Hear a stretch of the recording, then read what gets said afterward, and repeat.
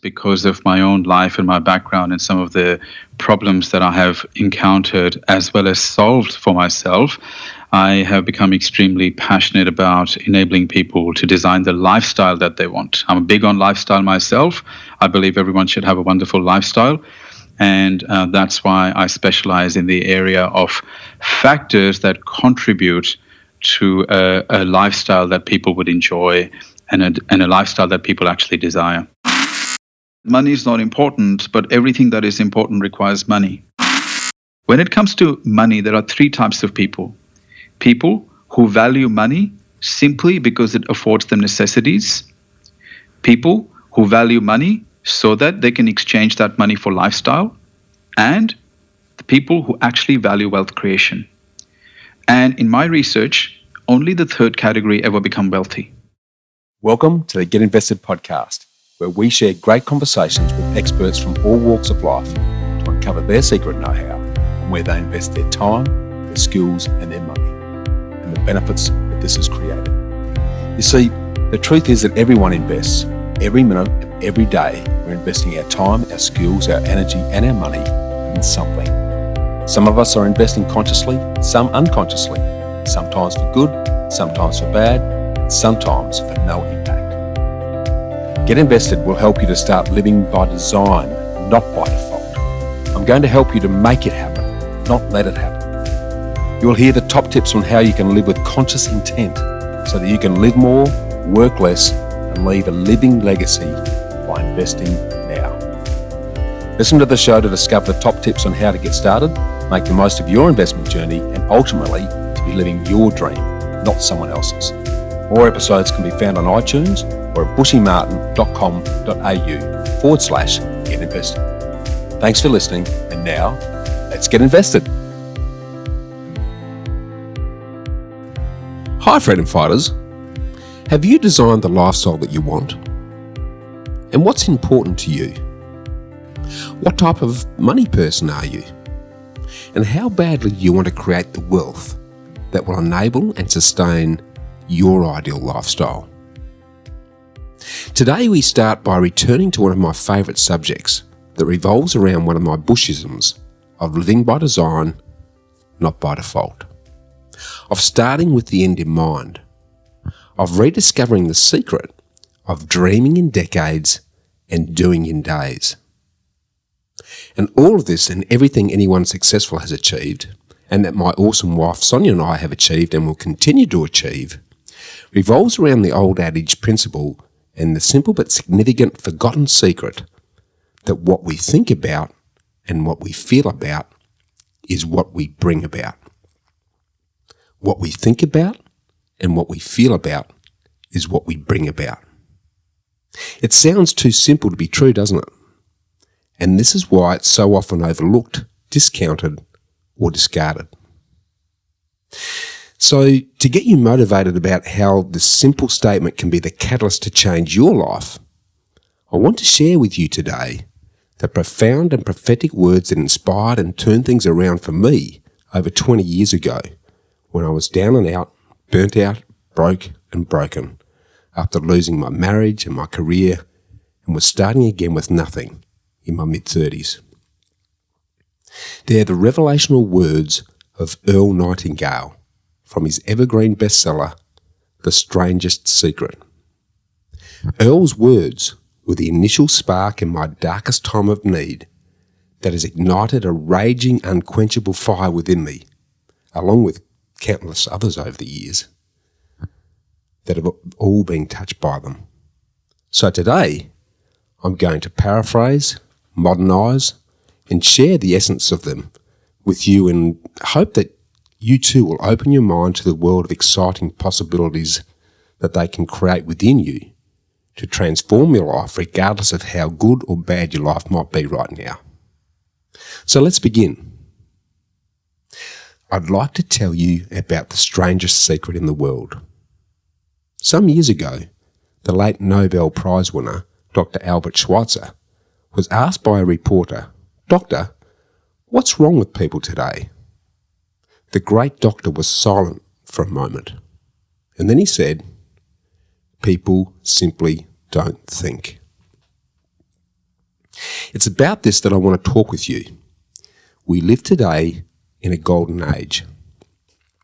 This is an era that humanity has looked forward to, dreamed of, and worked towards for thousands of years.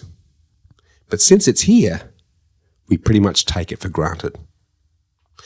We're particularly fortunate to live in the richest era that has ever existed on the face of the earth, a time of abundant opportunity for everyone. But do you know what happens? Let's take 100 people who start even at the age of 25. Do you have any idea what will happen to those men and women by the time they're 65? These 100 people believe they're all going to be successful. If you would ask any of these if they wanted to be successful, you'll find out they did. They're eager toward life, there's a certain sparkle in their eye, an erectness to their carriage, and life seems like a pretty interesting adventure to them. However, by the time they're 65, only 1 will be rich, 4 will be financially independent, 5 will still be working, and 54 will be broke. Now, what will happen to 100 individuals who start even at the age of 25 and who believe that they'll be successful? By the age of 65, only 5 out of 100 will make the grade. Why do so many fail? What happened to the sparkle that was there when they were 25? What became of the dreams, the hopes, the plans? And why is there such a large disparity between what these people intended to do and what they actually accomplished? When we say about 5% will achieve success, we have to define success, and here's the best definition that I've ever been able to find. Success is the progressive realisation of a worthy ideal, of a clear vision. If a person is working toward a predetermined vision and knows where they're going, that individual is a success. Success is the progressive realisation of a worthy ideal. Rollo May, the distinguished psychiatrist, wrote a wonderful book called Man's Search for Himself. And in this book, he says, the opposite of courage in our society is not cowardice, it's conformity. Conformity. People acting like everyone else without knowing why or where they're going. Now think of it. Today we have millions of people aged 65 and older, and most of them are broke. They're dependent on someone else for their life's necessities. We learn to read by the time we're 7. We learn to make a good living by the time we're 30. Often, by that time, we're not only making a living, we're supporting a family. By the time we're 65, we haven't learned how to become financially independent in the richest time that has ever been known. Why? We conform. And the trouble is, most of us are acting like the wrong percentage group, the 95 who don't succeed. And why do these people conform? Well, they really don't know. These people believe their lives are set by their circumstances, by things that happen to them, by exterior forces. They're outer-directed people. A survey was made one time of a lot of working individuals, and they were asked, why do you work? Why do you get up in the morning? 19 out of 20 had no idea. If you ask them, they tell you that everyone gets up in the morning and that's why they do it, because everyone else is doing it.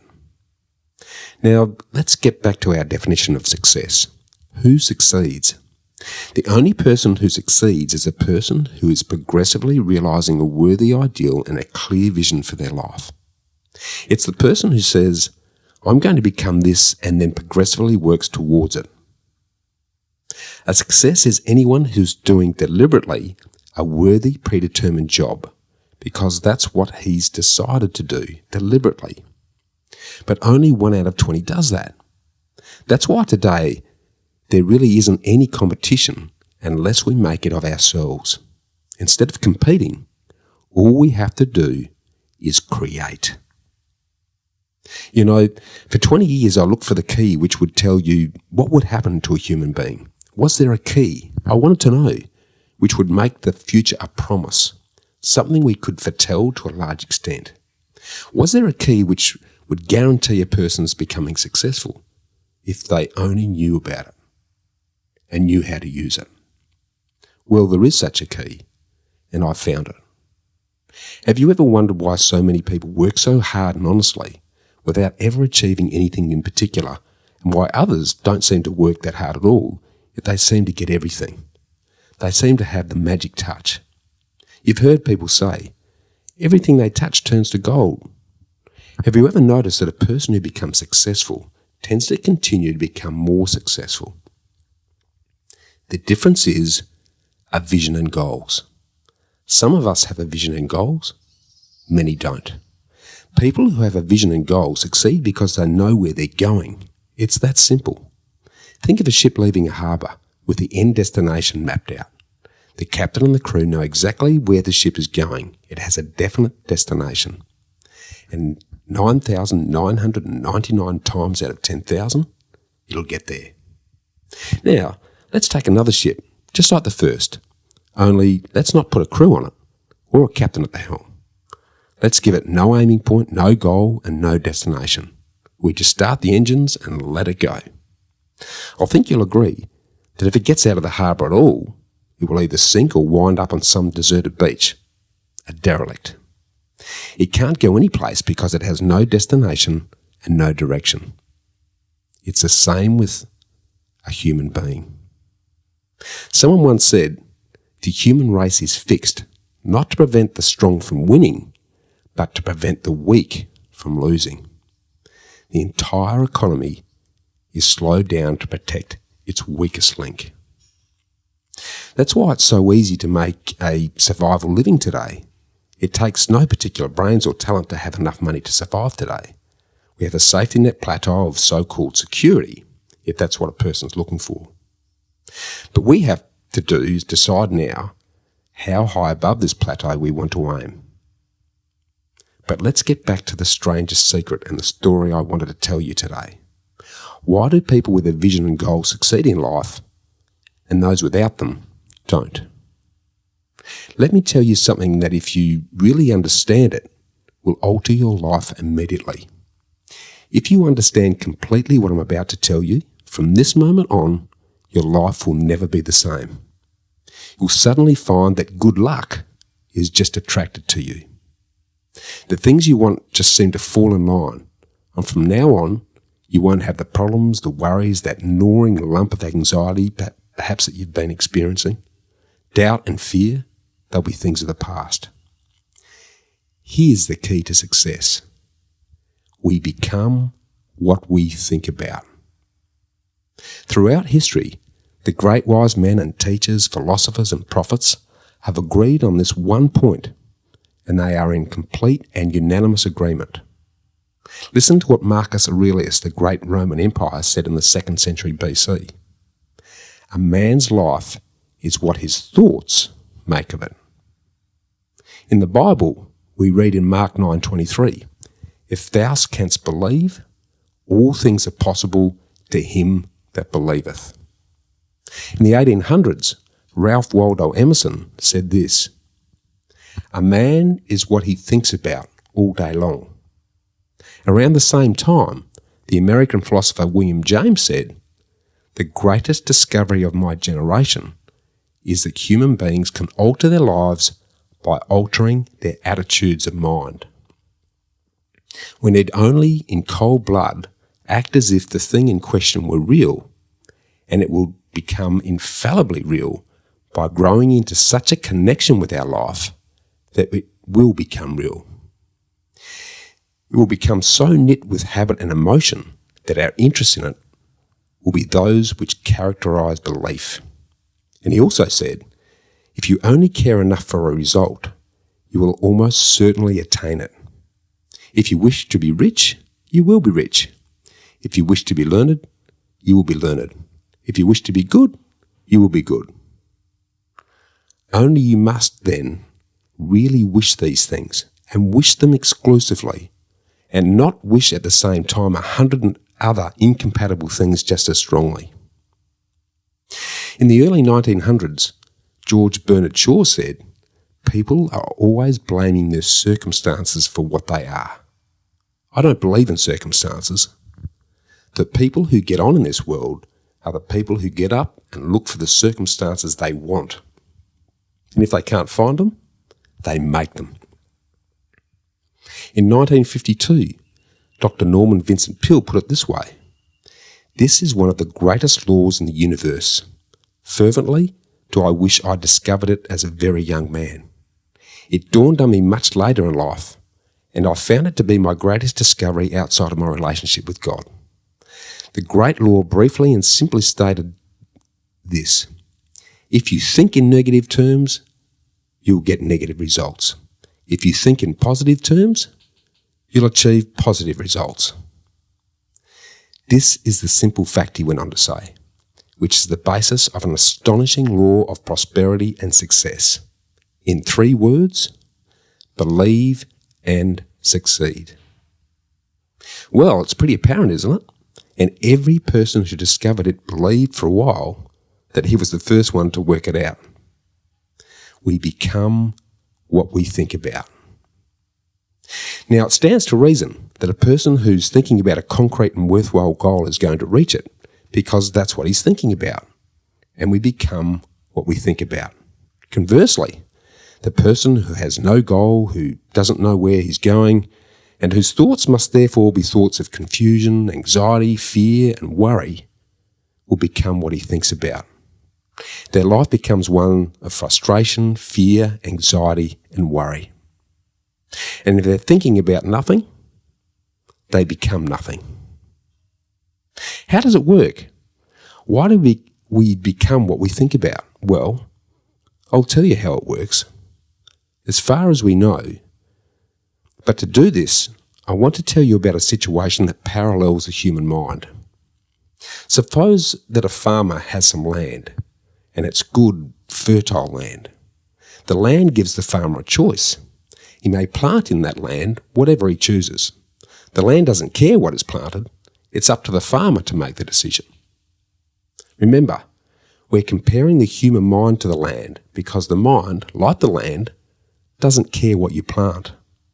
It will return what you plant, but it doesn't care what you plant.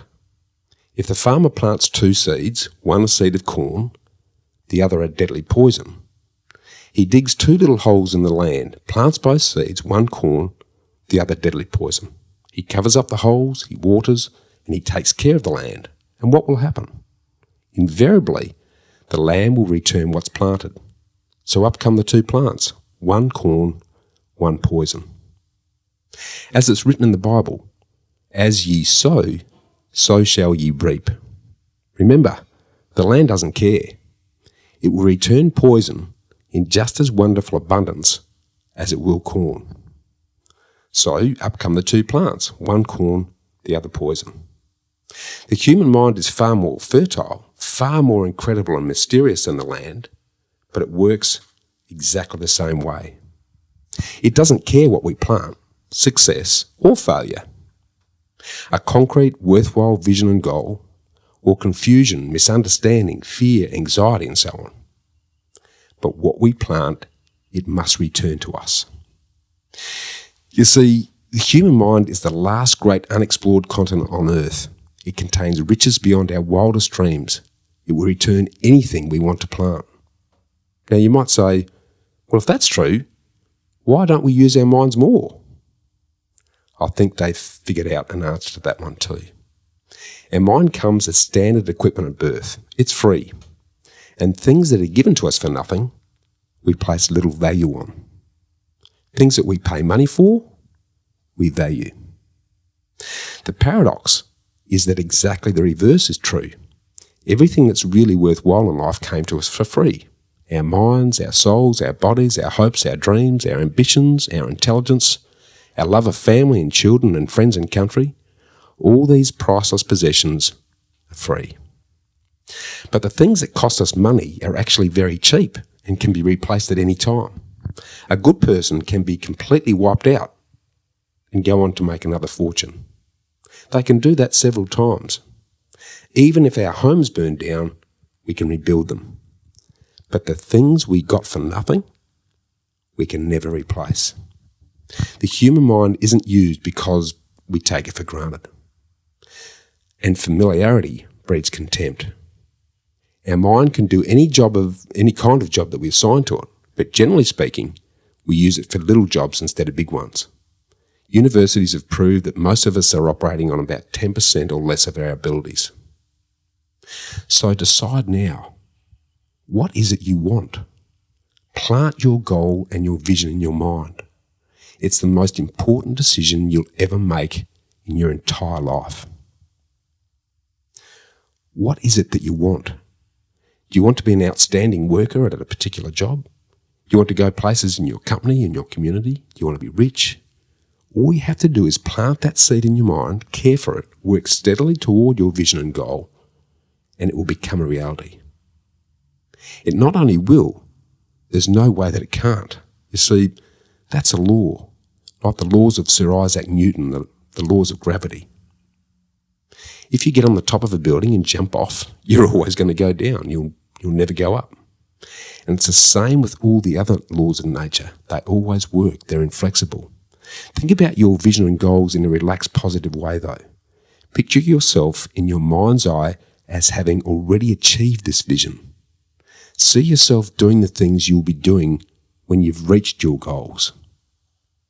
Now, ours has been called the phenobarbital age, the age of ulcers and nervous breakdowns and tranquilizers. At a time where medical research has raised us to a new plateau of good health and longevity, far too many of us worry ourselves into an early grave, trying to cope with things in our own personal ways, without learning a few great laws which could take care of everything for us.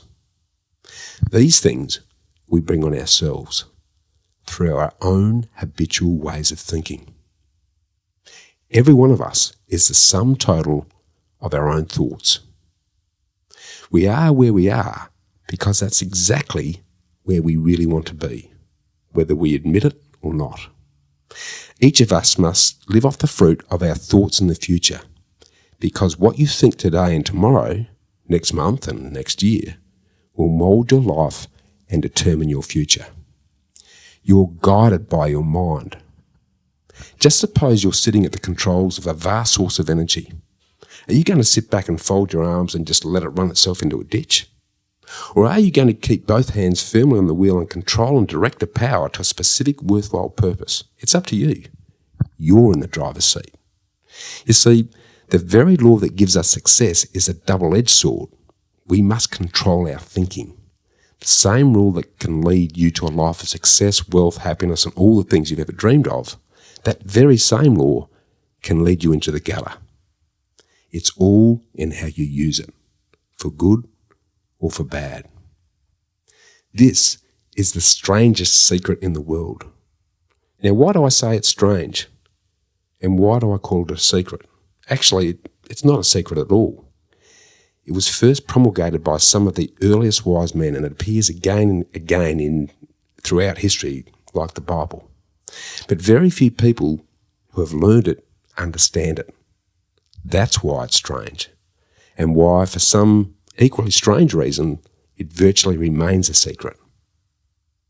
I believe that you could go out and walk down the main street of your town and ask one person after another what the secret of success is, and you wouldn't run into one person in a month who could tell you.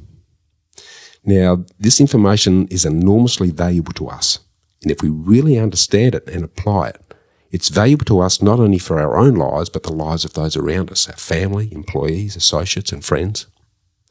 Life should be an exciting venture. It should never be a bore. Everyone should live fully, be alive. They should be glad to get out of bed in the morning. They should be doing work they like to because they do them well. One time I heard Grove Patterson, the great late editor of the Toledo Daily Blade, make a speech. As he concluded his speech, he said something I've never forgotten. My years in the newspaper business have convinced me of several things, among them that people are basically good, and that we came from some place and we're going someplace. So we should make our time here an exciting adventure. The architect of the universe didn't build a stairway leading nowhere. And one of the greatest teachers of them all, the carpenter from the plains of Galilee, gave us a secret time and time again in the Bible. As ye believe, so it shall be done unto you.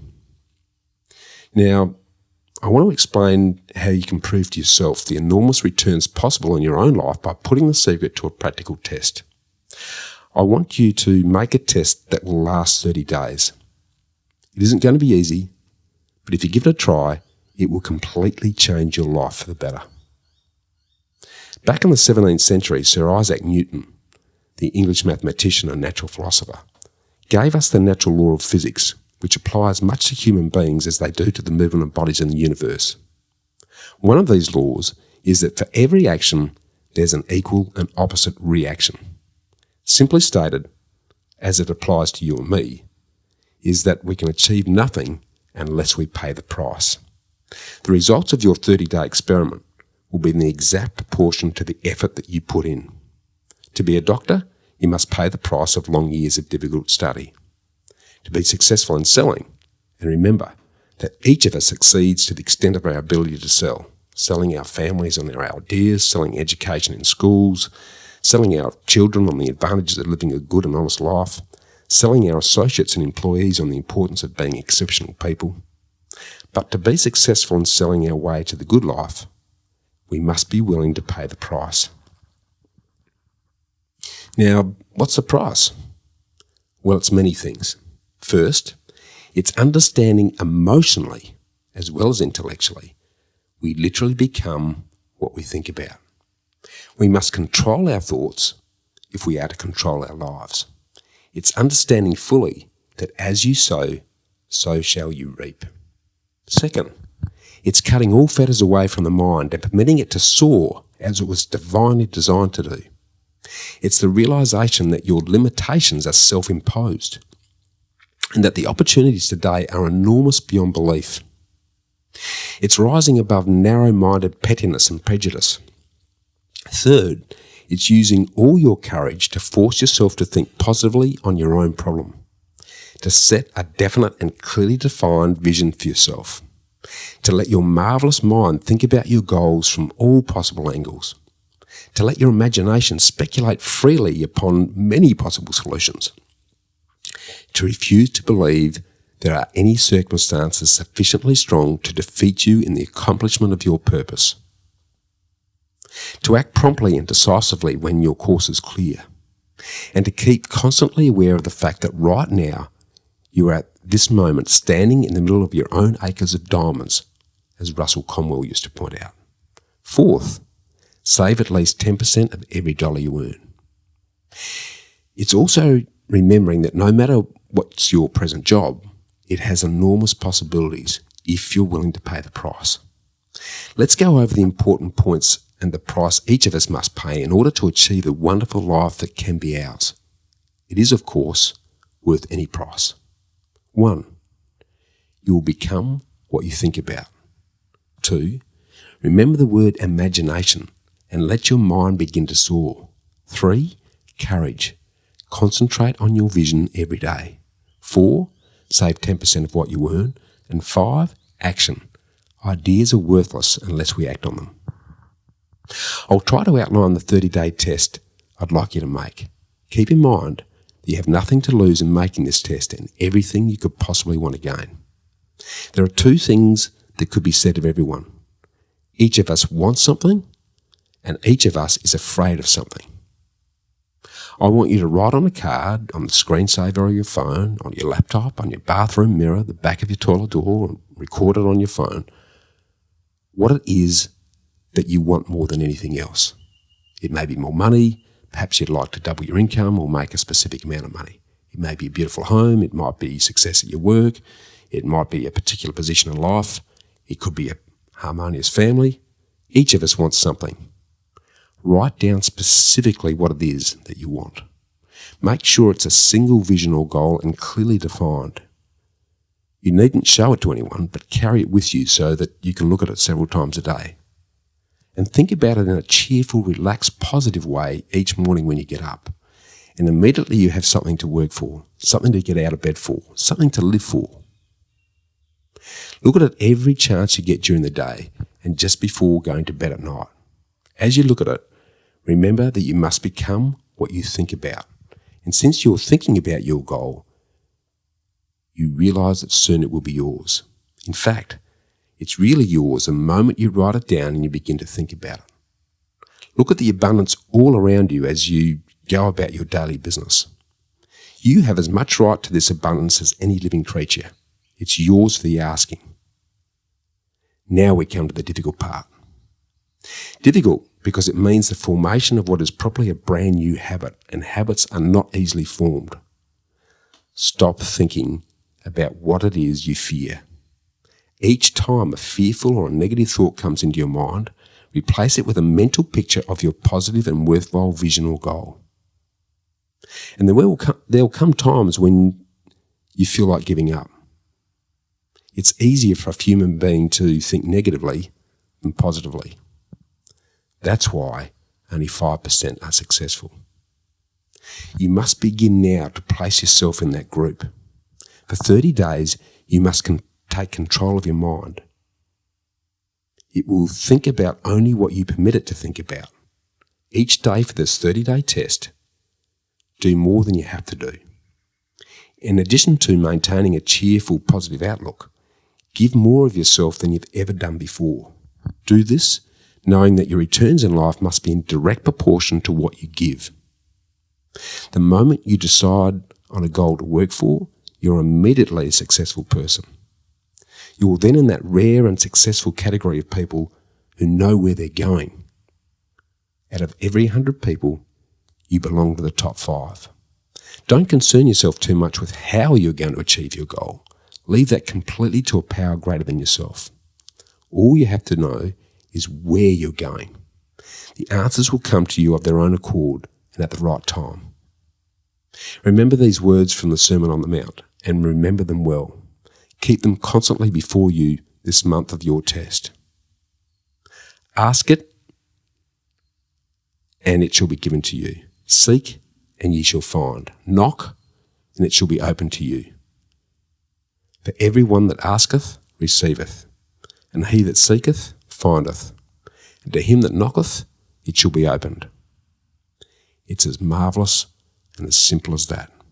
In fact, it's so simple that in our seemingly complicated world, it's difficult for an adult to understand that all he needs is a purpose and faith.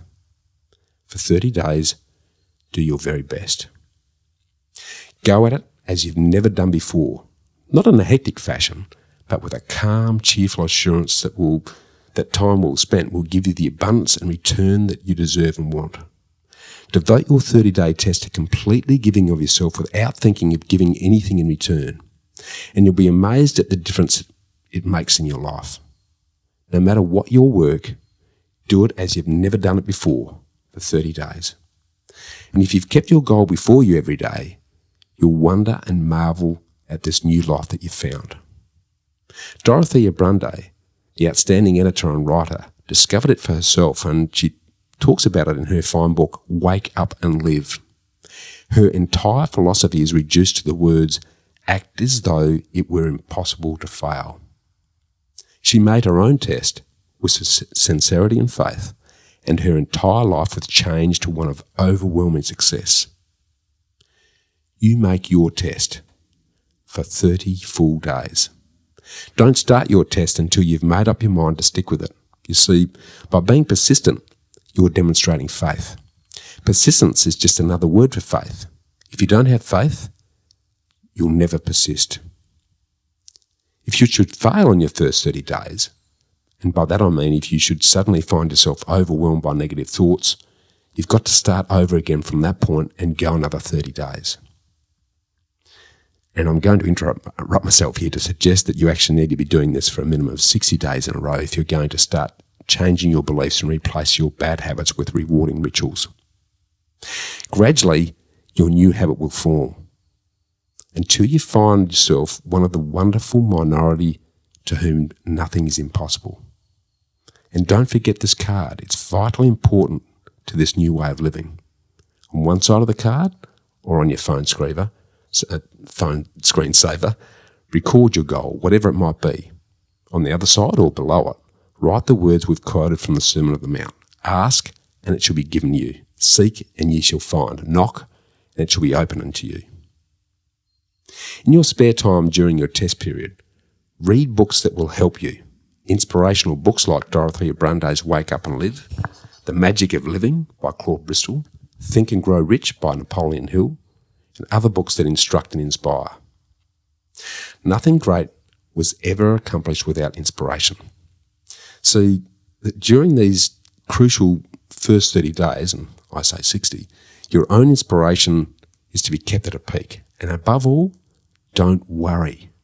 Worry brings fear, and fear is crippling. The only thing that could cause worry during this test is trying to do it all yourself. Know that all you have to do is to hold your goal and your vision before you. Everything else will take care of itself. Remember also to keep calm and cheerful. Don't let petty things annoy you and get you off course.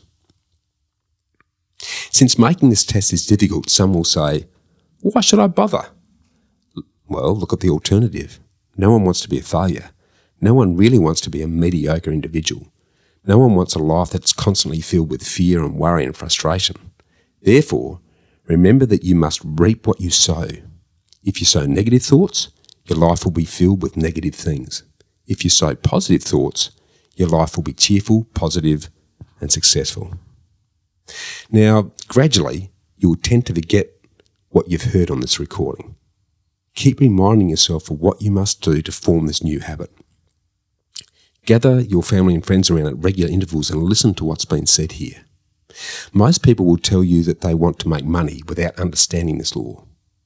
But the only people who make money work in a mint. The rest of us must earn money.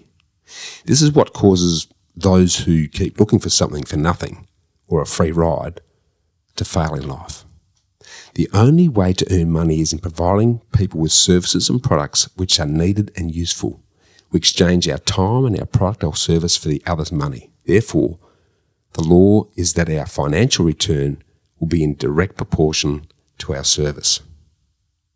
Success is not the result of making money. Making money is the result of success. And success is in direct proportion to our service. But most people have this law backwards. They believe you're successful if you make a lot of money. The truth is that you can only earn money after you're successful. It's like the man who stands in front of the fire and says to it, give me heat and then I'll add wood. How many people do you know, or do you suppose there are today, who take the same attitude towards life? There are millions. We've got to put the fuel in before we can expect heat. Likewise, we've got to be of service before we can expect money. Don't concern yourself with money. Be of service. Build, work, dream, create. Do this and you'll find there's no limit to the prosperity and abundance that will come to you. Prosperity is built on a law of mutual exchange. Any person who contributes to prosperity must prosper in turn themselves.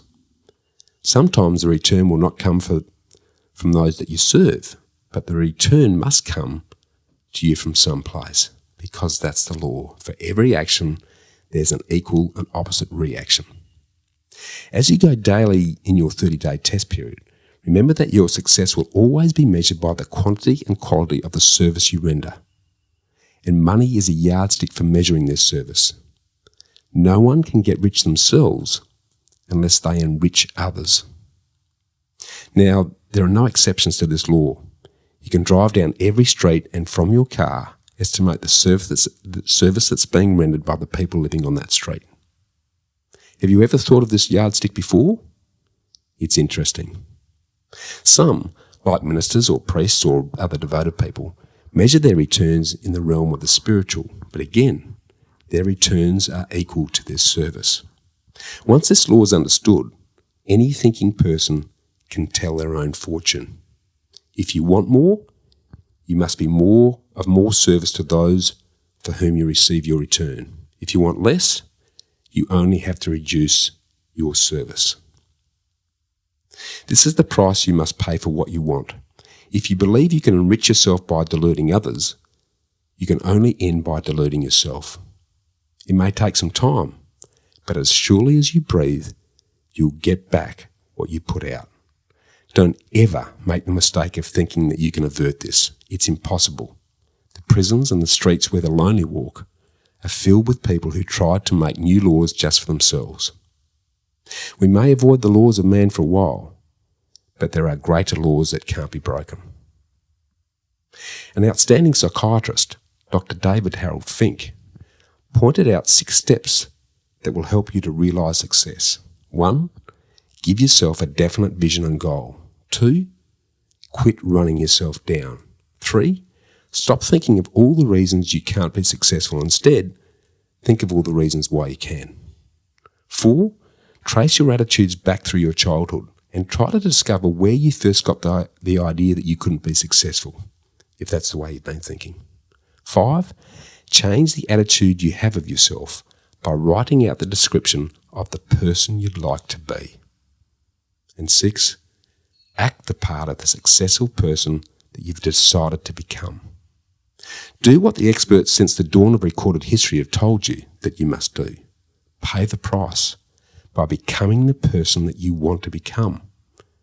It's not as nearly as difficult as it is living unsuccessfully. Make your 30-day test, then repeat it. Then repeat it again.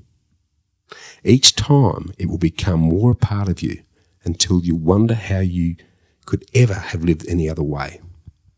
Live this new way and the floodgates of abundance will open and pour over you more riches than you may have ever dreamed existed. Money? Yeah, lots of it. But what's more important, you'll have peace. You'll be in that wonderful minority who lead calm, cheerful, successful lives. Do what the experts since the dawn of recorded history have told us to do. Pay the price by becoming the person you want to become. Again, it's not nearly as difficult as living unsuccessfully. Start today. You have nothing to lose, but you have your whole life to win. Now, I don't know about you, but these prophetic and inspirational words have changed the course of my life, and I hope they start you on a journey to do the same if you haven't already. And when do you think this was written? Would you believe it was released way back in 1956? And apart from some of the language, it could have been written yesterday. And it's just as relevant now as it was then, in fact, probably more so. It just reiterates to me again that the only thing we learn from history is that we don't learn from history. And if you want to learn more about the current neuroscience and the scientific approach that supports Earl Nightingale's insights, grab yourself a copy of Dr. Joe Dispenza's book, Becoming Supernatural. It's an absolute must-read.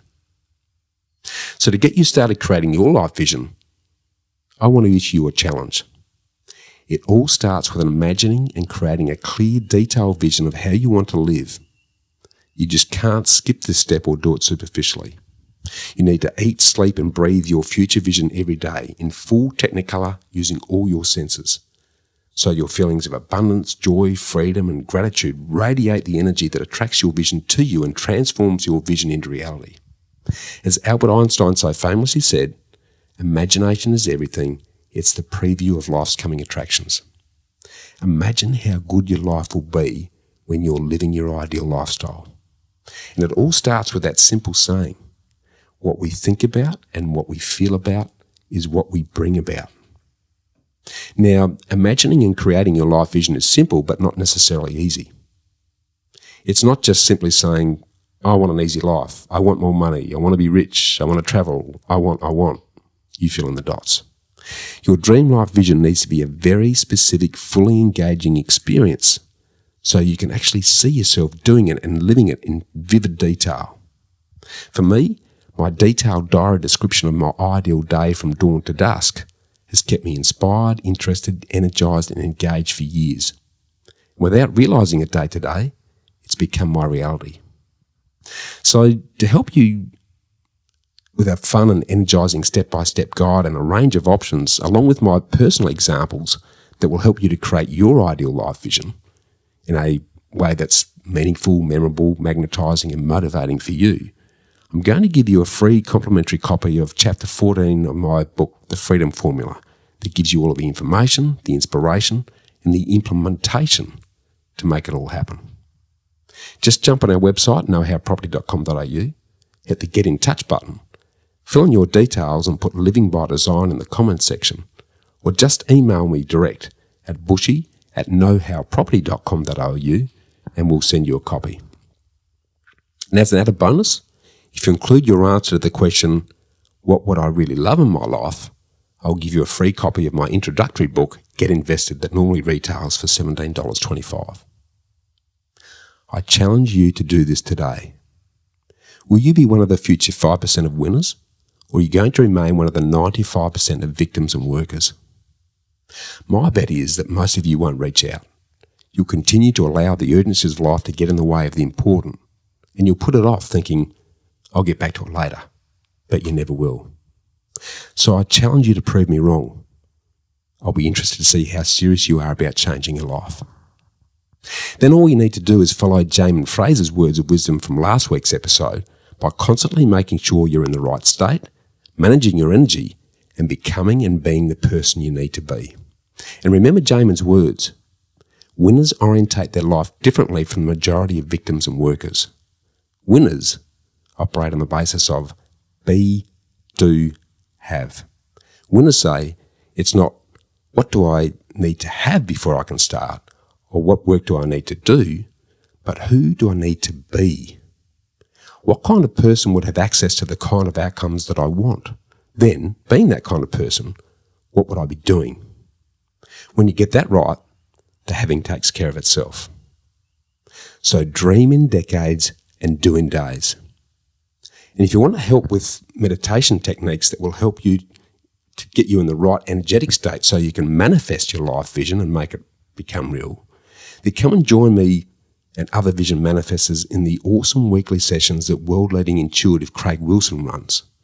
Check Craig out at craigwilson.com or email him at info@craigwilson.com, and that's CRAIGH Wilson. So Craig with a H, craigwilson.com. And if you mention Bushy, he'll welcome you with open arms. Also check out Craig Wilson's episode on Get Invested to get an idea of what he can do for you. And once you're clear on the lifestyle you want, all you then need to do is understand how much money you need to fund what's important to you, and then become the type of person who values wealth creation. And to help you do this, today's guest, Ron Malhotra, comes to the rescue. Like me, Ron enjoys challenging you, to ask you the hard questions and to have the hard conversations.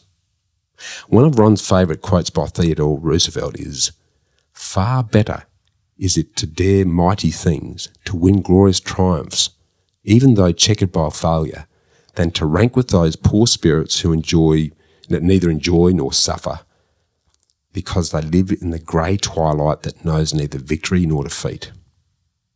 Ron is an award-winning wealth planner, influence and success expert, an author, radio host, international public speaker. He's MD of Maple Tree Wealth, founder of the Successful Male Global, and creator of the Success Blueprint program.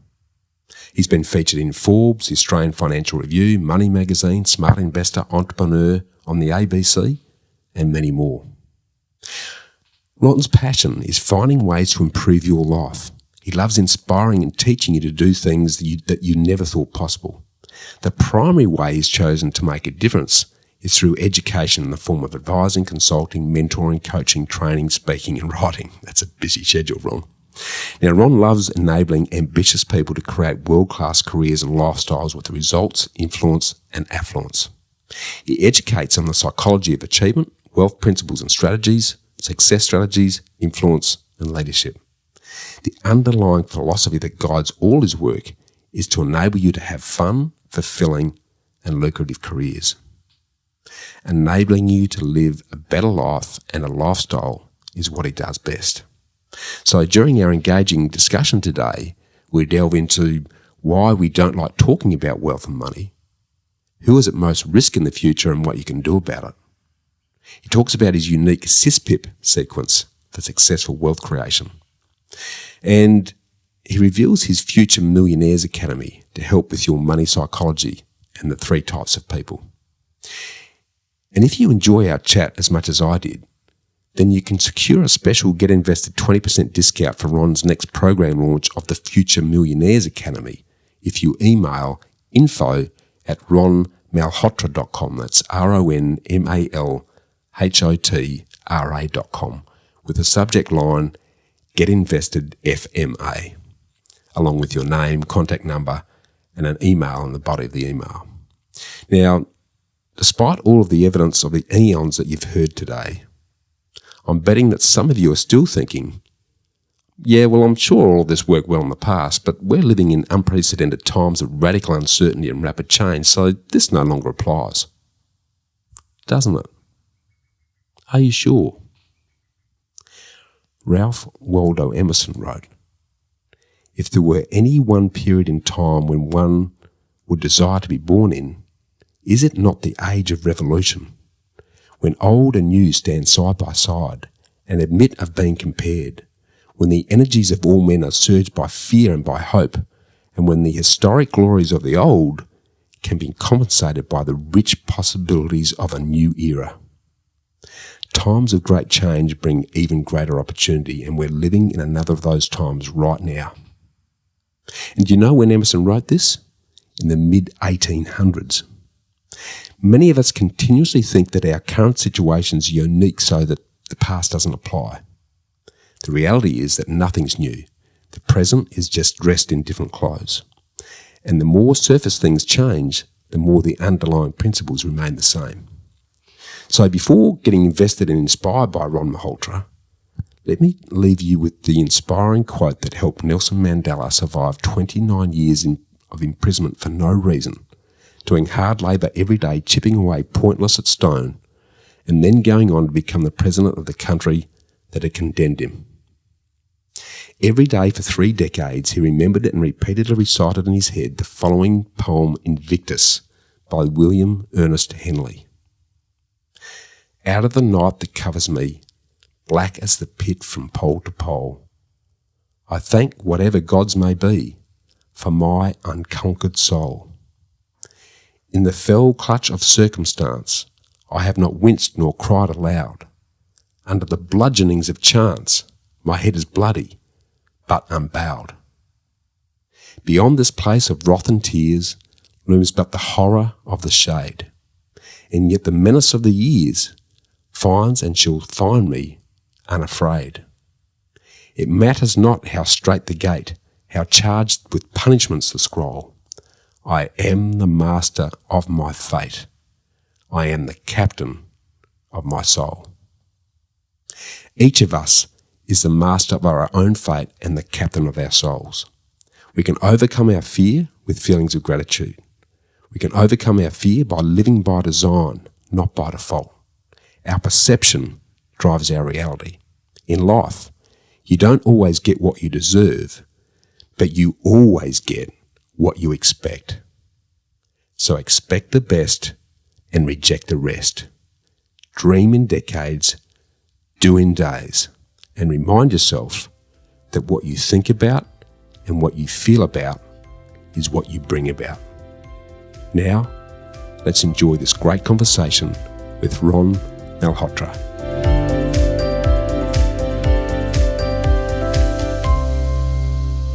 Welcome back, Freedom Fighters. Now, in my experience, there are very few people I've come across who have the self-belief, the courage, and the resilience to both have the clarity and the self-confidence to know where they fit into the world and how they're going to help you to change it for the better. You know, those select few who embrace money and wealth as an enabler of good, not of evil.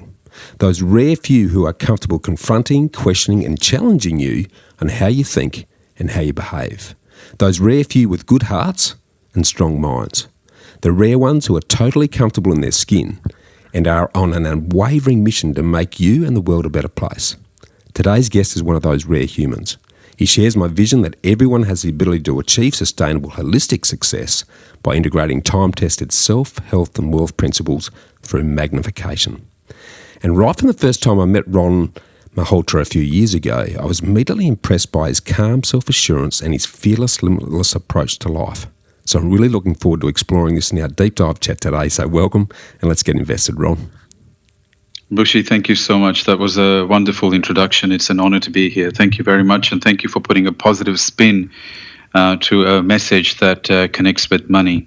Yeah, absolutely, mate. I think it's, unfortunately, I think we share the same passion and purpose in relation to helping people to embrace money as a friend and as an enabler to help them to do some wonderful things in the world. But, mate, before we get into some of those subjects, can I get you to tell us who you are, what you're doing and where you're currently heading, please, Ron? Yeah, look, I mean, when people ask me, Ron, what is it that you actually do? You've got all these different descriptions and you've got these different companies and brands. My response usually is, look, I'm a teacher by spirit. I have a real passion for enabling people. And I find that advisory, consulting, speaking, and writing, basically they're all forms of teaching. And effectively, what I've done is, because of my own life and my background and some of the problems that I have encountered as well as solved for myself, I have become extremely passionate about enabling people to design the lifestyle that they want. I'm big on lifestyle myself. I believe everyone should have a wonderful lifestyle. And that's why I specialize in the area of factors that contribute to a lifestyle that people would enjoy and a lifestyle that people actually desire. Beautiful. Well, I'm going to deep dive into that later on. But just to sort of embellish that a little bit more, why do you do what you do, Ron? Look, I came from a background, a middle-class background. Both parents were educated. When we migrated to Australia, I was very young. And there was a lot of problems at home, and unfortunately, I had to move out. And the only place I could afford to live was a commission house in Chatston, which for those of you who are from Melbourne, you'll know the area quite well. So this is going back about 30 years now, and the only place I could afford the rent was a commission house, and there was 5 guys that lived in that commission house, and the guys there was an ex-convict, there was a guy who was had a problem with drugs, and the other 3 guys were unemployed, and this was a 3-bedroom house, and because I was paying the most, I actually got a room to myself. And one day I came back from my shift. I used to work at a retail store and in East Malvern, and I came back and I saw a number of police cars parked on the street, and they walked up to me and they said, "Is your name Ron?" And I said, "Yes." And they said, "Well, we found some drugs in your room. Have you been selling drugs?" And I said, "No, they're not mine." And they said, "Have you got any idea who they belong to?" I said, "They belong to the guys that live here. They do drugs, so I'm guessing that they're theirs." They said, "Thank you very much. We believe you." And they left. But the moment I walked in, these guys shut the door. They locked the door. They were very pissed off because they felt that I had dobbed them in. And for the next 20 minutes, I copped a severe beating where I was punched and kicked, and I was in a fetal position trying to protect my face for about 20 minutes. Finally got up, went to the room. I had a look at my face in the mirror. I couldn't recognize myself. I think for me, that was the catalyst. I kind of realized that not having money meant, being at the mercy of other people or being reliant on other people. And I think from there, I developed the appetite to become financially successful. But Bushy, unfortunately, it wasn't a healthy reason. I think I was almost trying to prove something to myself and to others.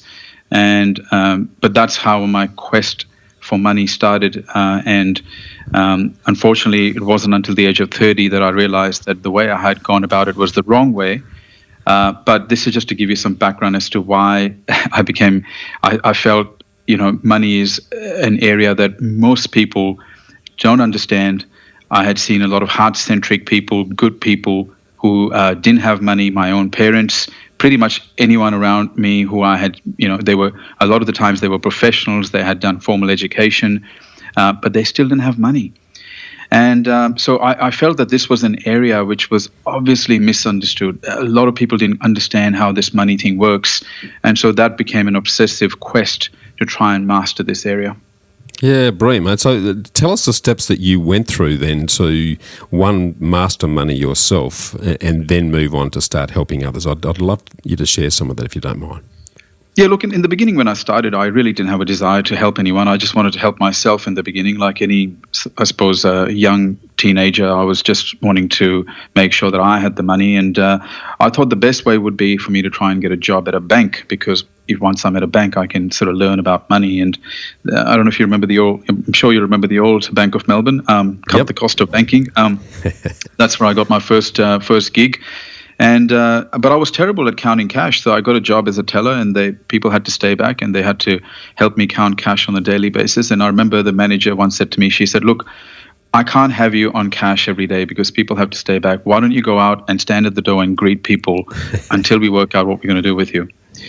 And all I did was I stood at the door and I greeted people, and I was very curious about learning why people were coming in, were they depositing money, were they were pulling out money, and I started to have conversations with people. And over a period of time, what happened was people started to go up to the manager and they started to say, "We like this guy. He's the bank manager. He's very approachable. He's very personable." And and then one day this guy walked in a suit, and him and I started to chat.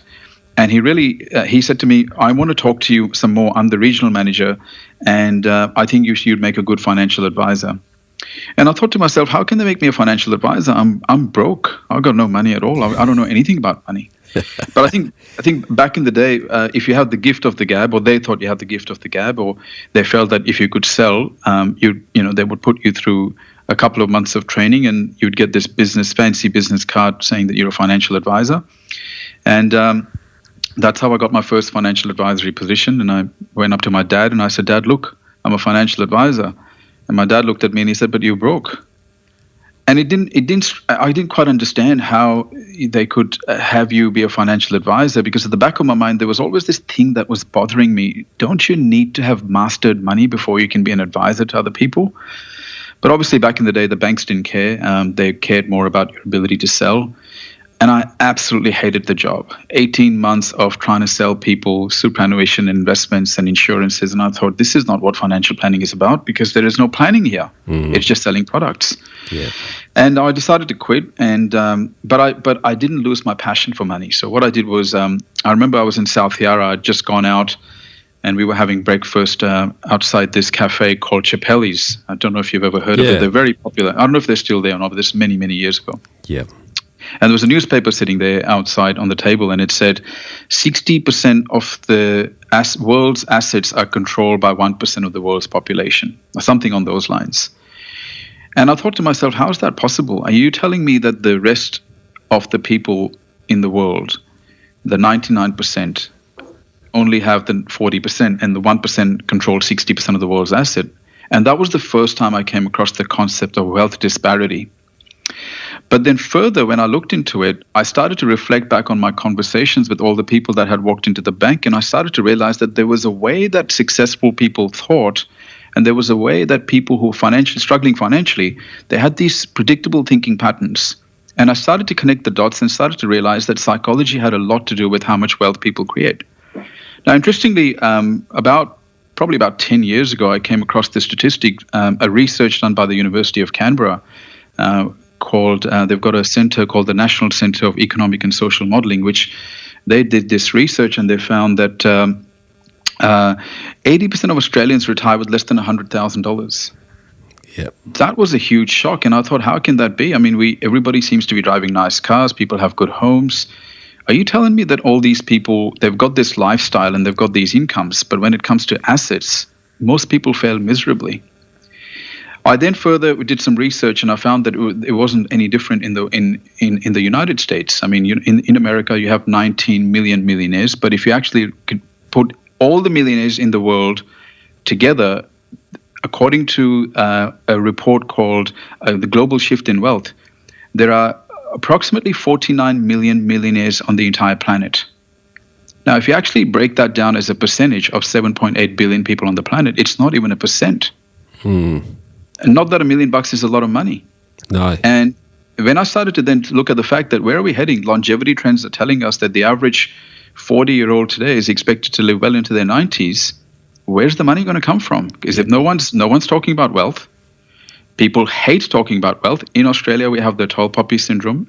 Anyone that talks about wealth, especially if they're wearing a slick suit, immediately we start to make this connection that this person is arrogant, they're greedy, they're all about money. And what's interesting is, as I did further research, I found that if you actually watch most movies, Hollywood movies, you will find that the bad guy in most movies plays the character of somebody who either has a lot of money or is very money-minded. And I realized that we had been conditioned right from the beginning to feel this eek factor with wealth and with wealthy people. And psychologically, we are ashamed to admit that we want wealth or to tell people that we aspire for wealth. Why is that, Ron? It is a conundrum that I have sort of tackled many times over the years and tried to educate people, but that subliminal message that sits behind what you've just described there, it tends to overshadow that. Why do you think that is, and what can we do about it, Ron? Well, I think there's a number of contributing factors. First of all, we've attached a lot of honor to the Aussie battler. So the guy that basically is financially irresponsible and is unable to get things happening, is not really adding a lot of value in the marketplace. We've attached a lot of honor to that type of character. Those kind of characters, when we show them on Today Tonight or Current Affair, the average person emphatically feels a lot of empathy for this type of character, whereas if you see somebody who is financially successful, we tend to look down on them. We tend to judge them. We've also attached this twisted honor to poverty in a way. Like when I say poverty, obviously poverty in the Western world doesn't mean that you haven't got a home to live in, but poverty as in, like I see, if you look at all these, what do you call it, the funding campaigns, I think they're called Fund Me or something like that. It's incredible that we feel so much sympathy and empathy for those who become homeless, or for those who are unable to afford basic expenses. But we never really ask ourselves how they got to that point. And look, there's so much research to suggest that giving handouts to people doesn't really help in the long term. All it does is it reinforces helplessness, it robs them of their dignity, and it never really puts the responsibility back on them to get their financial house in order. But we also, at the same time, I think we have had 29 years of prosperity. So, we don't value wealth because we've never needed it. The fact is that even the most average performing worker in Australia can get by, live in a decent suburb, have a reasonably decent house, drive a reasonably decent car, can spend time on the beach. So, we haven't really had those difficult times which would instigate us to start taking wealth creation seriously. But I have been saying this for the last 10 years. Things are about to change. And I believe that this COVID-19 should be a wake-up sign to a lot of people, because I reckon we are about to go into this painful period, and people are going to start to realize that if we don't become more innovative, if we don't lift our performance, if we don't become more responsible, we're going to start to have some serious pain. Absolutely right, and I totally agree with you. And it's an inconvenient truth, I believe, that the chickens are about to come home to roost with the flow on from the pandemic, and that those who have been looking to the future and putting stuff away for the rainy day should sail through this reasonably easily, not painlessly, but there's going to be a lot of hand-to-mouth Australians who are really going to be challenged by it. What are your thoughts around, given that wake-up call, what can and should hard-working Aussies be doing to avoid putting themselves in a similar situation when similar occurrences occur in the future, and they will? Well, the first thing is we've got to have the realization that crisis, times of recession, corrections, crashes, they're very normal, and we've had them every 7 or 8 years, something of a major. Like if people right now say to us, that, look, I've lost everything because of COVID-19, my response typically would be, no, you haven't lost everything because of COVID-19. You've lost everything because of lack of preparation. Yeah. Now, this is a blunt message, of course, and as you can imagine, it's never well received. But the fact is, it's not going to help anyone until they learn how to confront the truth. And the truth of the matter is that there are going to be people, households and businesses that are going to do very well because they were prepared. They had contingency plans, risk mitigation plans, plans in their investment portfolios to ride out these types of things. And then there's going to be people that are going to be wiped out. And this happens in every single crisis. I think the first thing is we've got to understand that if you get into the water and you're on a beautiful vessel, you've got a beautiful ship, at some point the storms are going to come in. And you can't say, well, my ship sank because the storm came in. You've got to go into the water knowing that the storm's going to come in, and you've got to be well prepared. So that's the first aspect. Yep. The second part is I developed this model called the SISPIP model, SISPIP. And what it basically stands for is what I call the sequence of wealth creation, starting with skills, then income, then savings, then protection, then investments, and then preservation. And the first thing I tell people is, look, if you want to be able to get your money in order, the first thing you've got to do is develop the types of skills that are in demand. And we're no longer in the information economy. We're in the social/digital economy. And you need to upgrade your skills to develop the types of skills that will allow you to influence your income. Majority of people don't have skills that are going to be in high demand. I mean, we know that with what's been predicted, what's coming now over the next 20 years is artificial intelligence, the automation and outsourcing trends are going to continue. And what you're going to find is that a lot of people are going to suffer from job losses or high pressure at work or downward pressure on their salaries. And they're going to find themselves completely not prepared for the new world. The new world, where I don't know, I'm not sure what your life stage you're at, Bushi, but me being I'm 42, and when I was young, the epitome of career success was to become a professional. Go and get your degree, and once you have a degree, you're a professional, and then you're going to be right for the rest of your life. Well, that is no longer true. Today, being a professional is by far the most competitive pool to be in.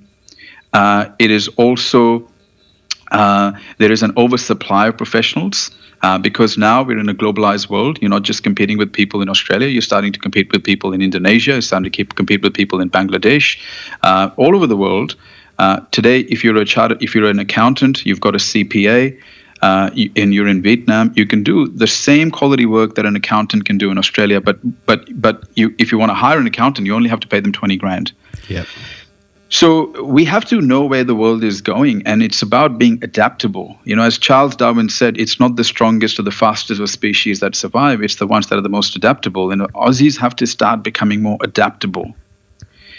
And we have to start to realize, look, this is what's going to happen. Everything is telling me that I'm going to live a long time. Everything is telling me that I'm not going to have enough money. Everything's telling me that there is going to be pain and there's going to be a restructure across every industry. What am I going to do about it? And part of that is the first thing they've got to do is they've got to start to develop their skills. One of the biggest disruptive trends that is going to happen in the world right now, which has already started, is a move towards entrepreneurship. Even if you're lucky enough to maintain an executive position, a professional position in a large corporation, you still need to think like an entrepreneur, meaning you're an intrapreneur, but the employee mindset, that is going to be the biggest issue. Yep. You don't have to be an entrepreneur, but you've got to develop an entrepreneurial mindset.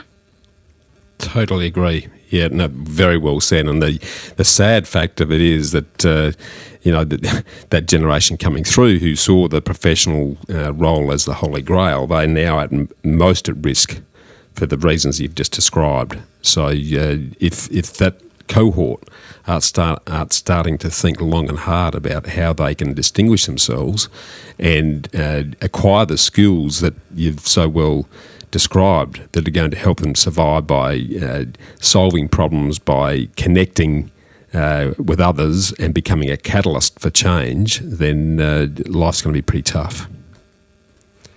Well, that's right. And so you've got to solve the skills problem, and I believe your skills need to be at a point where you can influence your income. Once you know you can influence your income, then from there, I believe you need to save about 3 to 6 months worth of your salary in a savings account. Then you've got to take care of all of the protection part, which is basically having risk mitigation, contingency plans, insurances in place. Only when you've done all of that, you are now ready for some investing. And I think a lot of people are bypassing these steps. And the issue is, if you start to take up investing prematurely, what's going to happen is you're not going to be able to sustain your investment portfolio. You're not going to be able to hold on to your assets for a long period of time. And as Charlie Munger said, 10% of money is made in this buying, 10% is made in the selling, 80% is made in the waiting. But you're not going to be able to wait it out if you haven't got a plan in place and you have not taken care of the foundational elements, which is your skills, your income, your savings. And then you've got to start investing. And my concern is that majority of people aren't even aware that this problem exists. And they're completely ill-prepared for what's to come. And they're hoping that they can hide behind their qualifications, they can hide behind their degrees, they can hide behind their titles, they can hide behind their corporation's branding, and somehow manage to get by. And in my wealth advisory practice, I have already a number of clients who are in executive and professional positions. They're already going through pain. They lost their jobs. Some of them lost their jobs 2 years ago. And I don't know any one of them, or not a single one of them, has been able to get back into the workforce at the same level of remuneration that they were used to, that they were getting paid, because things have changed. So that's why in many cases, we're encouraging people to either build these high income skills, look at ways to build their personal brand, look at developing a consulting or some sort of advisory practice on the side if they've already got the skills, understand how to position themselves differently in the marketplace, and promote themselves in a way that is not tacky, so that they can continue to develop a number of streams of income. Because if you don't take care of the income problem first, well, you can't take care of the wealth creation problem. Exactly right. It's all about those foundations that you're talking about, Ron. And that's a really good way to sum it up in those simple terms. So for those that are facing those challenges, and the pandemic is really highlighting that, there'll be a lot of people sweating right now, and a lot of fear that's permeating people's psyches, and fear is not a great way to move forward. How can you help them overcome those fears to start to approach that framework that you've just described? Yeah, look, I mean, the conversation that we've had seems a bit negative, but it's not intended to be. And the last thing we would want is for people to retreat into a vibration of fear, because you've got to understand psychologically, when we are feeling fear, we are going to make a certain type of decision. And typically, when you're feeling fear, you're not going to make the types of decisions that are going to move you forward. So the first thing we've got to do is we've got to monitor our emotional state, and we've got to take an objective view of where the world is going. I also believe that many professionals and executives underestimate their skill set. I have a number of clients that we have assisted transition from employment into developing a six or multi-six-figure consulting practice. And the first thing I get them to do is write down every single skill that you have and every single problem that you have solved in the last 10 years. And you might think, oh, what's the big deal? Everybody does this stuff. But the fact is that most of us underestimate the skills that we have. So that's the first thing I get them to do. So I would encourage all the listeners to take out a piece of paper and list every single skill that you have acquired over the last 10 years, both personal and professional. Personal skills are also very valuable. You may be a fantastic listener. You may have solved a particular type of problem. I think it's very important to start taking stock of what that skill set is. Start to then identify the top 3 or 5 problems that you actually enjoyed solving, because you've got to have some level of passion for what you do so that you can sustain yourself over the long term. So identify the things that you're really passionate about. Then identify where are the areas where you have a skill deficiency. And the wonderful thing today is that if you have a skill deficiency, you don't need to do a 3-year degree. All you need to do is find out exactly the area that you're deficient in, and through what I call a deliberate practice framework, you can now acquire that skill and achieve a reasonable level of competency within 6 months. There is no skill in the world, unless it's highly technical or specialized, that you can't develop in the next 3 or 6 months. And for example, I'll give you an example. When I decided that I wanted to differentiate myself from the professional pool of financial advisors, I didn't want to sound like another financial advisor. I didn't want to have the same message. I didn't want to brand myself the same way. I needed to differentiate myself so that I could connect with my target market. One of the first things I decided was that I needed to get my thoughts out. And content is one mechanism through which you can do that. You can do white papers, but also realized that it was important for me to get published. I needed to talk about my perspectives on money and wealth. And so it was important for me to write a book. But I'd never written a book before. I had no idea what was involved in writing a book. So what I did was I said, well, okay, what does it take to become an author? Becoming an author is a skill set. Let's break down this skill set into all the sub-skills that make up this skill. For example, I need to write a book. I need to know how to proofread the book. I need to know how to edit the book. I need to know how to format the book. I need to know how to publish the book. I need to know how to market the book. So once I've broken down one skill set into the number of skill sets, I can then decide which ones I'm happy to outsource and which ones I need to learn myself. So I realized, look, I needed to learn writing. I was happy to outsource proofreading and editing. I was happy to outsource design, but I didn't want to outsource the publishing and I didn't want to outsource the marketing. So I said, okay, well, this is all I have to do. These are the skills I need to develop. And what I'm going to do is over the next 6 weeks, I'm going to take one skill and I'm going to spend 60 minutes a day developing that particular skill. So I took a very micro, but a very disciplined approach towards learning everything that I could about that particular skill. So I spent... Yeah, but what I love what you're talking about there, Ron, sorry to disrupt, is the design process that I'm hearing you talk about. You've got a very clear vision on what the end goal is, and you've just broken those down into bite-sized mouthfuls so that it's quite achievable, and then decided which parts you're going to chew on and which parts you're going to get others to chew on. And that process in itself, by starting with the end in mind and then working backwards to today, is something that a lot of people just get overwhelmed by and therefore either get paralysed, procrastinate or walk away. So I love the way you've broken that down. Yeah, you're right, because that's one of the reasons why people don't develop their skills, because when the average person might say, well, I don't have the money, Ron, so I don't make enough money. And then I say to them, look, have you ever asked yourself why you don't make enough money? Oh, my employer doesn't pay me. But hang on, the money comes through your employer. It doesn't come from your employer, it comes from the marketplace. The marketplace is placing a certain monetary value on your skills. Therefore, if you're not enjoying the money that you're making and you want to make more, you need to ask yourself, why haven't I got the types of skills that are in high demand? And this is where, as you said, most people get overwhelmed and they think, oh, well, I don't want to spend another 3 or 4 years learning a skill. But you don't have to. The wonderful thing is, within weeks, if you have a disciplined and structured approach, you can acquire reasonable competency in any skill set sufficient for you to be able to add value to other people and solve a complex problem and be paid for it.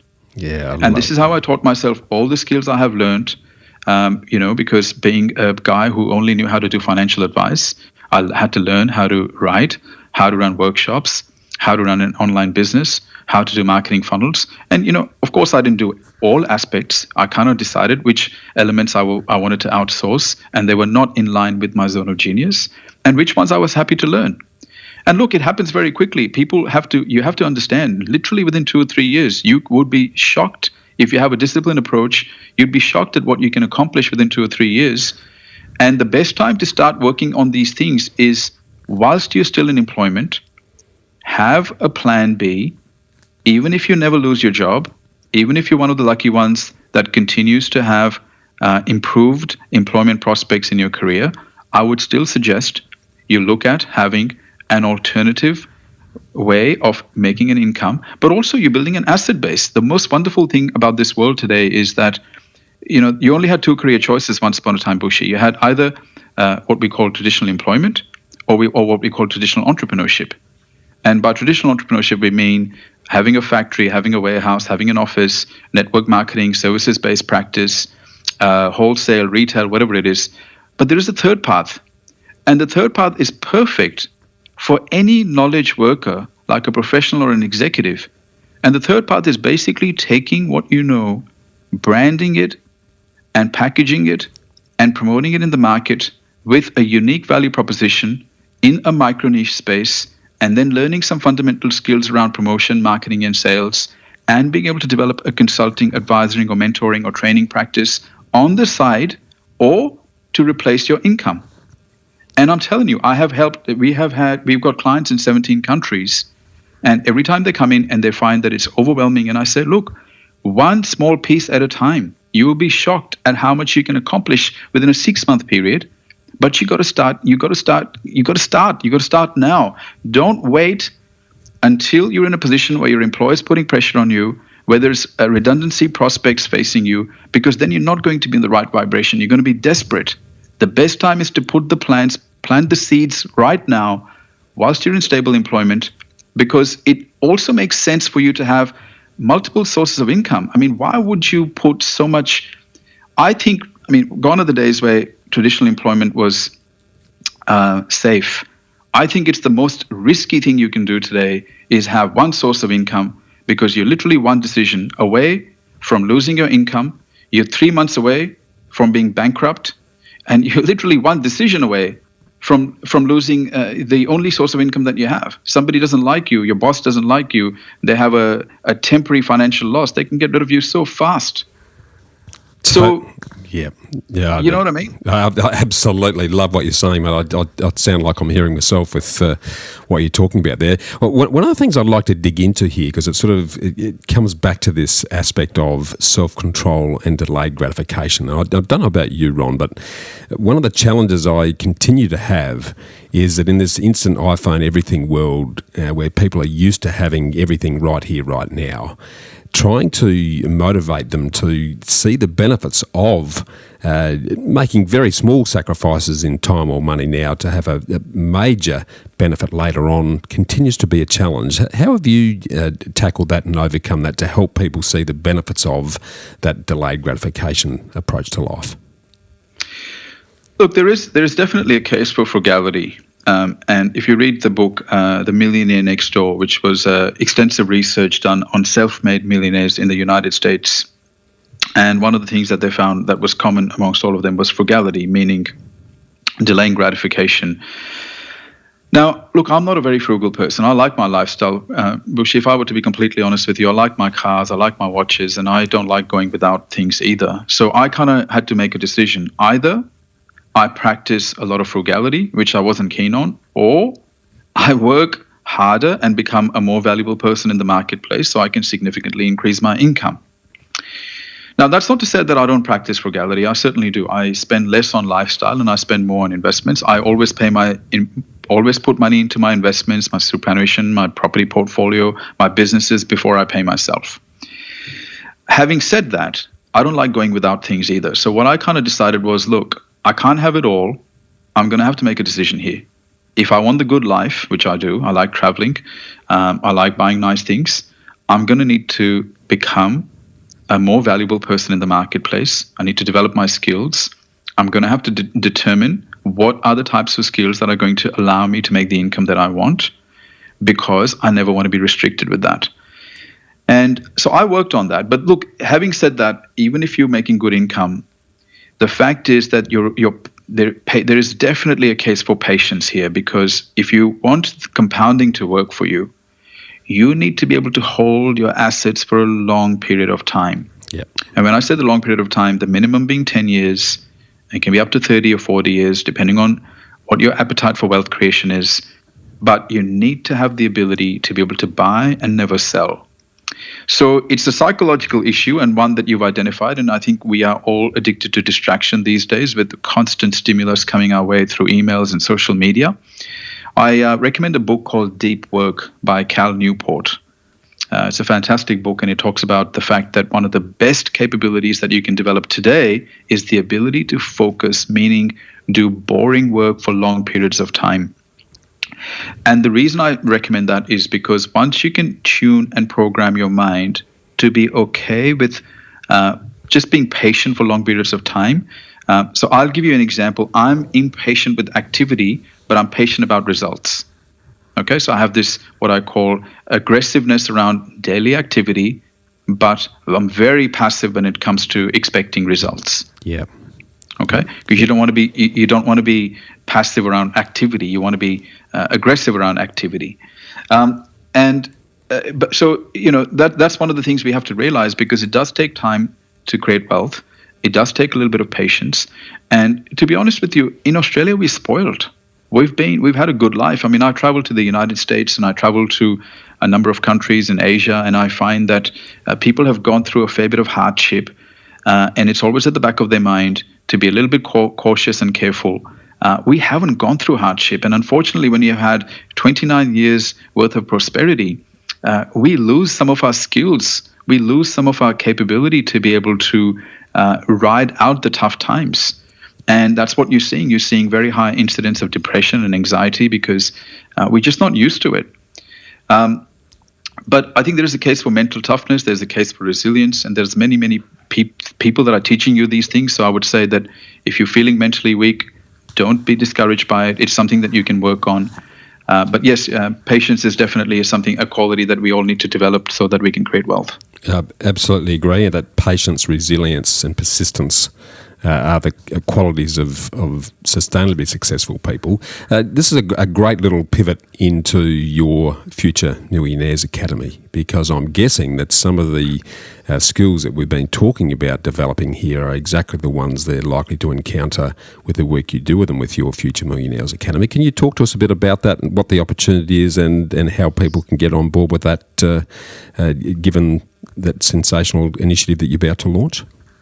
Yes, so I mean, you must have come across the research by the Financial Planning Association that only 15 to 20% of Australians seek advice. And part of the problem is that for people to seek financial advice or go to a wealth advisor, you need to have some investable assets, or you need to have some disposable income. And the cost of a financial plan can range from anywhere from $5,000 to $20,000, which most people can't afford.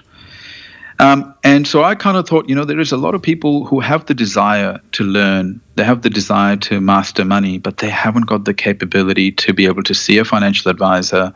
The cost benefit is just not there. You're going to pay a financial advisor a couple of $1,000s. Advisors don't make, after their compliance cost, they don't get to keep a lot of that money.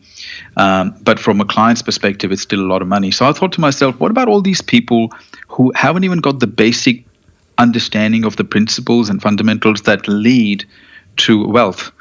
So I decided that I was going to launch something which was going to be accessible to people globally, because the principles of money and wealth creation have never changed. Yeah. And in this program, what I did was I talked about every single element, right from the psychology of what it means to be wealthy, to the habits, wealth habits, to understanding cash flow management, wealth creation, investing, wealth protection, wealth preservation.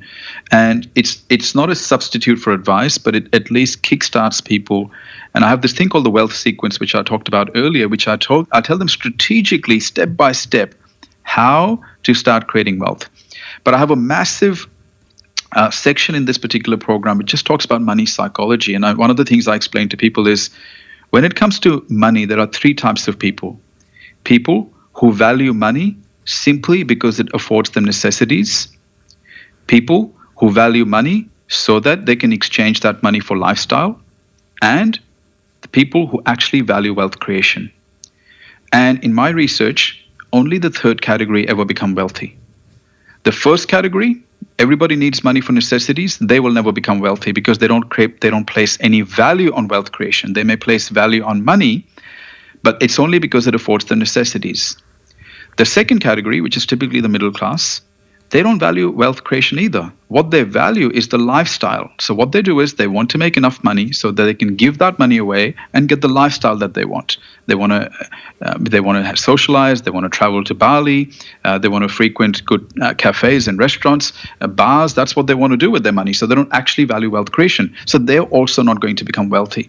Only the third category of people who actually enjoy the art and science of wealth creation, they actually like to see their assets grow. They're actually driven and motivated and inspired by it. That's the only category of people that become wealthy. Now, when I share this with people, they're usually quite surprised. And I say to them, look, even if you don't value wealth, what we need to do is we need to help you ascertain what your primary values are. And then we need to help you understand how wealth will allow you to live by your primary value. For example, wealth is not even in my top 3 values. but my highest value is legacy. Now, what I've done is I've actually listed 50 reasons how wealth creation is going to allow me to live by my highest value, which is legacy. So what that does is it motivates me to create wealth.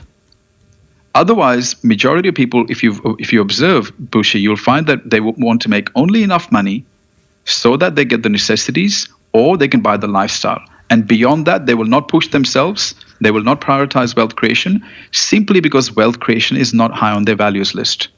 Love it. Love it. That's an awesome hierarchy that helps people to place themselves right here, right now. And I'm guessing that what you're offering through the Future Millionaires Academy is an awareness that will help them to bridge that gap and elevate themselves into that wealth creation exercise by matching their highest values to how wealth creation can make that happen. That's brilliant. Yeah, so that they can eliminate all negative associations around wealth, because that's the first thing they've got to do. Psychologically, they've got to get rid of all subconscious negative associations with wealth first. Then we tell them strategically what the high income skills are, how much they need to save, what percentage of income they need to allocate, what should they allocate it into, and we also show them how to calculate their magic number, which is the net worth number that is going to allow them to become financially independent so that they're at a point where the money never runs out. Love it. And these are basic fundamentals. They don't teach you this at schools. They don't teach you this at universities. They don't teach you this in the workplace. So majority of people, unfortunately, don't have the tools to be able to do this themselves. And the program I made it very affordable. It's $1,000 US. And the reason I did that was because I thought, well, a lot of people can't afford $5,000, $10,000, $15,000, $20,000. But if they are prepared to put $1,000 in within 12 months, they are going to learn enough concepts for them to know exactly what they need to do to get to at least $1 million outcome. Yeah. And that's being conservative, and it's not reliant on market performance. I mean, we don't need double-digit returns to get to that point. All you need to do is understand the fundamentals. If your plan requires you to get double-digit returns or acquire 10 properties, that's not a robust plan. No. That's what I call wishful thinking, and it's just not going to happen for most people. Totally agree, and it all comes down to that timeline. We have a concept we call the freedom numbers, which is exactly what you've just described. It's what's my lifestyle, what income is going to sustain that lifestyle, therefore what size nest egg do we need to produce an income-producing asset, so we'll give it there, and what's our timeline. And you put those together, it's not difficult to establish what you need to do. And the good news is that if your horizon's at least 10 years, preferably 15 plus, then it's not that difficult. And we talked about delayed gratification, but you don't really have to sacrifice much lifestyle if your horizon is long enough. You can still enjoy a fantastic lifestyle, but still be in parallel with what you're doing, investing in assets that are going to replace and sustain your income long term. So, I love that, mate. Mate, we've only just scratched the surface, and I know you're on a timeline today, so I'm going to get you back at some stage to delve a little bit deeper into some of these subjects, because there's a lot of stuff that we haven't really had a chance to deep dive into. But I would love to bridge very quickly into what I call the ambush, or the bushfire lightning round, which is the 5 quick questions that the audience always loves to glean your words of wisdom on. And you've touched a few of these already, but your favourite quote and why, Ron? I'm just actually looking it up because I had it ready there. And my favourite quote is, having a degree without knowledge of wealth creation is like having a car without wheels. You have the vehicle, but you're not going to go very far. Love it. Yeah. And I think it explains itself. And this is what we're finding. People have jobs and degrees, and what's the point if you can't manage your money, if you don't know how to multiply and keep your wealth? What's the point? And this is what the academic system is completely missing. Yeah, totally agree. Totally agree. We've mentioned a couple of great books during the chat already, but the top book that you'd recommend listeners dive into, and why? Look, I'd probably recommend, for a lot of Australians, I'd recommend The Millionaire Next Door, which I made. I mentioned it earlier as well, and the reason for that is I think it's going to sit nicely with the Australian psyche. We're not like Americans, where we're not overly ambitious in terms of wealth, but it's a nice kind of book. It kind of gives you a lot of principles, and it shares with you the common characteristics of self-made millionaires in America. And I've found, because I've been in the financial services industry for over 20 years now, I find that a lot of self-made millionaires in Australia that I have come across share the same characteristics. So there'd be some very good takeaways from that for a lot of people. Yeah, brilliant. It is a great read, and I've certainly got that on the bookshelf myself.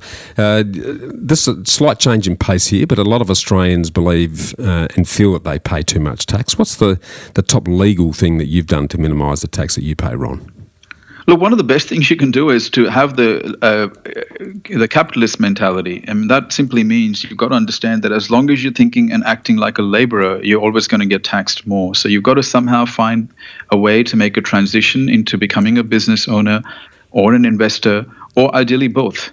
And it's very simple. When you are a business owner or you're an investor, you get tax breaks that employees typically don't get, and it just opens up a whole new world because, and then of course we are very lucky in Australia where we have the kind of tax benefits in terms of negative gearing and depreciation. And capital gains exemption on the primary place of residence. We've got a number of things with real estate that we can start to use as well. And also we can start to, looking at imputation credits and looking at the tax favorable superannuation structure. I'm not a big fan of relying on any one tax strategy because, again, if they change the rules, that can hit you hard. But having 3 or 4 tax effective strategies working cohesively can really accelerate financial outcomes. Yeah, I love your thinking around this. You've talked a number of times now around multiple income streams, around diversification of the strategies so that you don't have all your eggs in one basket. So love your thinking around that. Switching back into the investment stream for a minute, can you share with us what's both the worst and the best piece of investment advice that you've ever received to date? Look, I think the worst advice that I've had is, you've got to have a certain number of properties. It means nothing. I mean, you can have one person who's got one investment property and is generating $70,000 per annum from their investment portfolio because of the way they've planned and structured. And you can have somebody who's got 6 investment properties and they're barely generating $25,000 after tax. Yeah. So the number of properties is irrelevant. I think we need to go to the next. It's just very unsophisticated advice and it doesn't really work. So I think that's the worst advice, and it's unfortunately the most common piece of advice that people are getting financially. The best advice that I can share, and I've just had a mental blank around this. I just had it on the tip of my tongue. Can I come back to that, Bushy? You can. Let's flick into the personal habit that you believe contributes most to your investment success to date, Ron. I think it's the habit of paying myself first, and what that means is when I get paid, I have always taken a percentage of my money, and in business from a business financial perspective, a good percentage of money goes back into the operating account, goes into the tax account, and goes into what I called business building account before we pay into the profit account. Now, we always pay ourselves a profit account because it creates an incentive for us to continue to make more money. And I do the same thing with personal, with my wage that I get, with the salary that I get coming in from my business. I make sure that a portion of that is always going into my superannuation, because superannuation is now, for me, the biggest way that I'm trying to create wealth over a period of time. So I always make sure that I pay myself first. And what that means is paying myself means paying my future first before I pay my present. And I feel that's been really helpful, because as long as you're continuing to invest a percentage of money every month, and it's a non-negotiable for me, I'd rather go without a lot of other things, but I'm not going to go without investing. And, it's almost like there are things that we do, like, for example, if people, miss out on their gym membership, they feel frustrated about it. You need to create that same sort of association around investing. If you don't get to invest in any single month, or you miss out on investing, you need to feel the same level of frustration and pain. And until you get to that point where you create that sense of urgency, you're just not going to prioritize it. Yeah, absolutely brilliant. Switching back to that best piece of investment advice, has it had the light bulb since we spoke about it a minute ago? Oh, damn. Well, I think, look, I can't think of. Oh, yes, I've got it. So here's the best piece of advice that I've got, and it's stuck with me over the years. All unsuccessful investing is performance-based. All successful investing is planning-based. And I'm not saying this because this is what I do for a living. I am 100% convinced that the more we are focused on performance, the worse decisions we're going to make on investing. And here is, I'll just illustrate a very quick case study. Let's just say you and I both were investing, and I was getting a 35% return on my investment, and you were getting a 7% return on your investment. But let's just say, Bushi, the way you had structured your finances and the way you had a proper contingency plan, you were minimizing your tax. By the time you got to the age of 65, you had a $5 million asset base. And me, here, even though with my 30% return, I only end up with $600,000 in my retirement.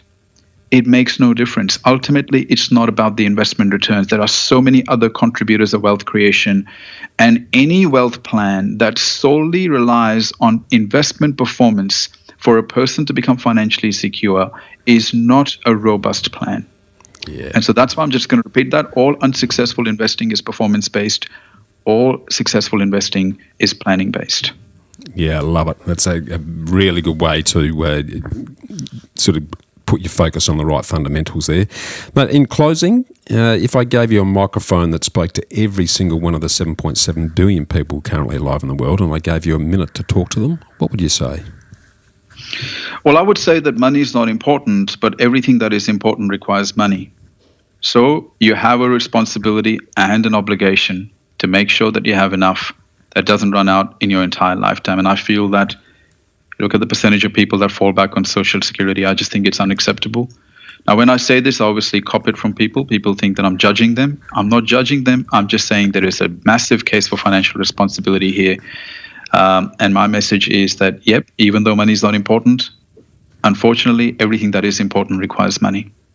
Absolutely so true. It's like oxygen in our capitalist world. If you ignore it, then you'll starve. If you embrace it, then you can enjoy life and make a positive impact on the world. Very well said, mate. I know you're on a tight time frame today. You've been very generous, and I feel like we've only just started to scratch the surface. So with your blessing, we will get you back on to dip deeper on some of the subjects that we both have a passion for in helping others. But very appreciative of your time. For those who want to reach out to you and either get on board with the Future Millionaires Academy or the other services you offer, what's the best way for them to do that? Look, just connect with me on LinkedIn. That's probably, I'm quite active on LinkedIn, but otherwise you can check out our website, malhotra.com. And Bushi, before we wrap this up, I just want to say thank you for the work that you're doing. I see any person who is advocating financial literacy and very generously offering a spot on their show to other guests to talk about their experiences is doing a wonderful service. And I think people like yourselves are not always appreciated by the marketplace, and a lot of people don't appreciate the work that you do, but I certainly do. And thank you for your wisdom and being so generous and you're a very generous host, and thank you for allowing me to speak in great detail about my experiences. Yeah, it's been brilliant, Ron, and just enough to whet our appetite, so looking forward to getting you back on board. Thanks. It'll be a pleasure to be back. Thank you, Bushi. Talk soon. Bye. Well, freedom fighters, how good was that?